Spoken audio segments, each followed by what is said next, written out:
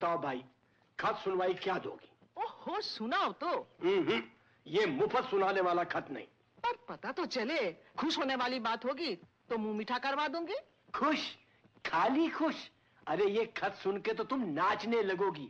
तुम नानी भी बनने वाली हो और दादी भी। सच?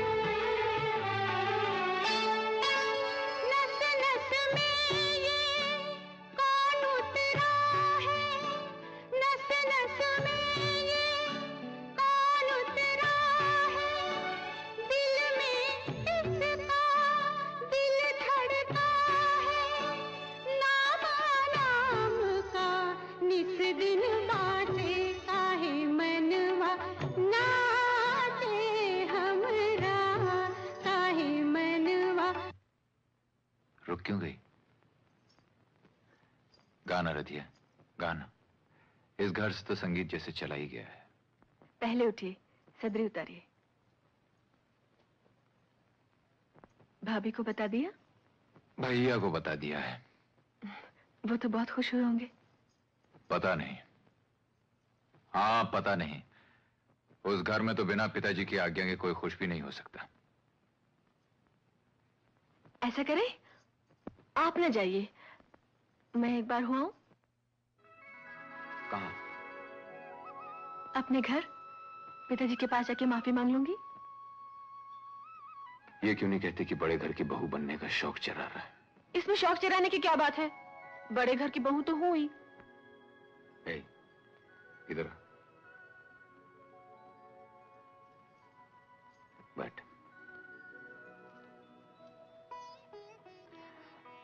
ऐसे बड़े घर की बहू बनने में क्या शान रह दिया, जिसने अम्मा को बेघर कर दिया हो? क्या तू मेरे साथ इस घर में सुखी नहीं? क्यों सुखी है ना तू? तुझे मालूम है ना कि मुझे ऐसे बड़े घर का नाम लेने से कितना दुख होता है, कितना गुस्सा आता है। फिर नहीं कहेगी ना?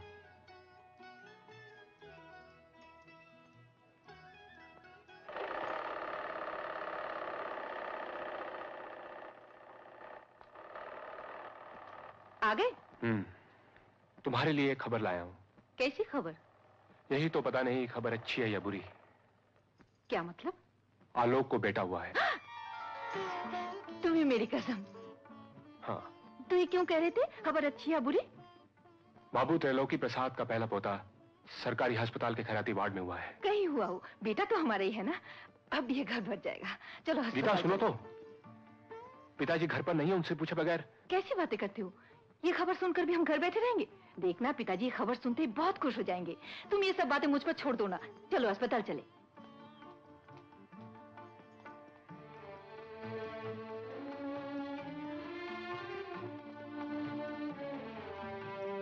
सिस्टर, राधा कुमारी कहाँ? वो उस बेड पर।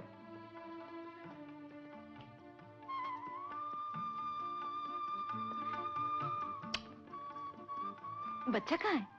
उस कमरे में। तुम पर गया है या आलोक पर? मैं क्या जानूं?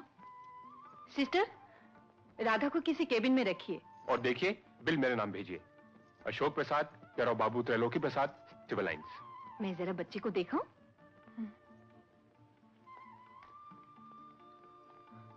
सुनिए, उन लोगों से कुछ मत कहिए, लेकिन मेरे पति से पूछे बिना मुझे यहाँ से मत हटाइए।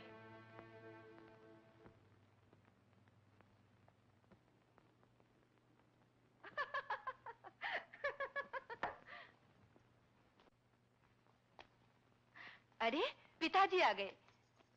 पिताजी। अरे इतने खुश खुश कहाँ से आ रहे हो? पहले मुंह तो मीठा कीजिए। मगर किस खुशी में? पहले खा तो लीजिए, बात सुनकर आप मुंह चलाना भूल जाएंगे। इतनी खुशी की कौन सी बात है? आप दादा बन गए हैं। हाँ, बिल्कुल आलोक पर गया है।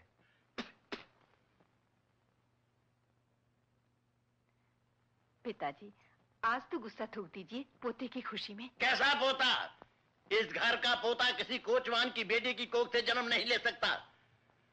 तो तुम लोग उसे देखने गए थे, तुमने भी मनमानी शुरू कर दी। मेरे घर में ही मेरी कोई हैसियत नहीं। माताजी ने मरते समय आलोक को मेरे हवाले करते हुए कहा था, इसे संभालना बहू।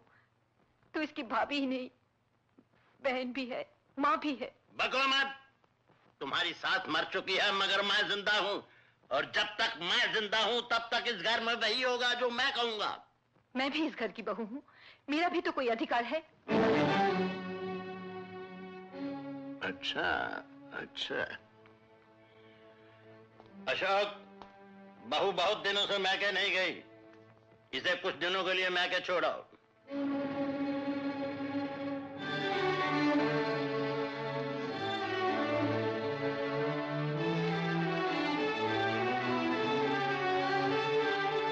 तुम क्यों खड़े हो? कुछ कहना है? इस घर में आपके सिवा किसी को कुछ कहने का अधिकार कहाँ है पिताजी?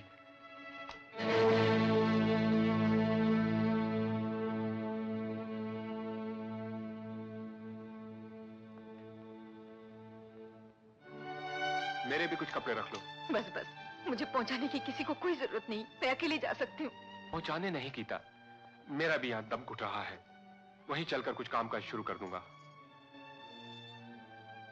तुम्हारा मन तो काम काज में लग जाएगा, लेकिन मैं, पिताजी और आलोक को छोड़कर मैं कैसे रह पाऊंगी?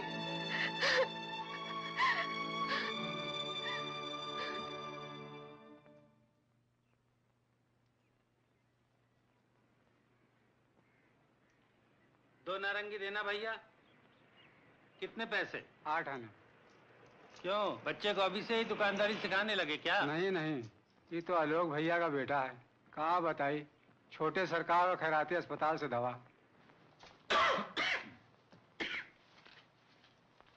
ये लो, सही वक्त पर पीना।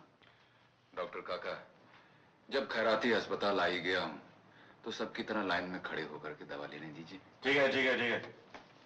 अच्छा, आप मुन्ने को लेकर घर चले जाइए, मैं इस तरह से निकल जाती हूँ भैया से मिलने। नहीं तो मुन्ना भी जाने की इज्जत करेगा। हाँ।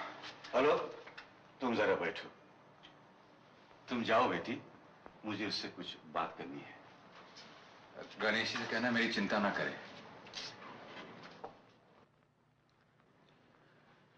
देखो अलक, अगर तुम अभी से सावधान न हुए तो आगे चलकर बहुत मुसीबत हो जाएगी। अच्छी दवा दारू, पूरा आराम और भरपूर खाना पीना ना लिया तो जान को भी खतरा हो जाएगा।